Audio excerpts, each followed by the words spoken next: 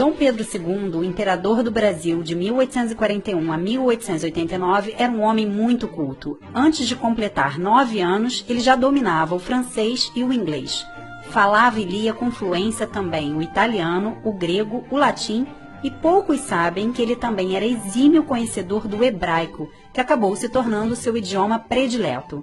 Consta que o Dom Pedro II se interessou pelo hebraico ao caminhar um dia pelos jardins do Palácio Imperial e encontrar um dicionário. Como ele era um homem muito erudito, resolveu ter aulas e se tornou fluente na língua. E essa habilidade em ler e escrever o hebraico com perfeição surpreendia os seus convidados judeus. Na ocasião, ele fez uma recepção a judeus da Alsácia e recebeu-os falando em hebraico. E ficou muito zangado porque eles não falavam nada de hebraico. Então ele disse: que judeus são vocês que não sabem a língua do seu povo?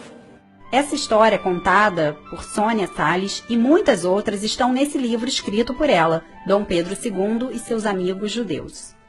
Lá você vai encontrar relatos e trechos de algumas cartas que ele escrevia para judeus do mundo todo e algumas imagens da época. Nessa foto, por exemplo, está o último professor de hebraico do imperador, o Dr. Christian Seibold, que acabou se tornando um amigo pessoal. Com o conhecimento do hebraico, Dom Pedro II passou a conhecer mais o judaísmo e acabou fazendo uma viagem à Terra Santa. E em todo lugar que ele ia, ele procurava entrar nas sinagogas e ficava quietinho num canto, como se fosse uma figura simples.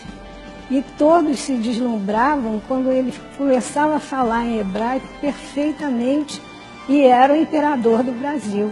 Ele também fazia traduções, fez versões de Camões para o hebraico e traduziu parte do Velho Testamento para o latim.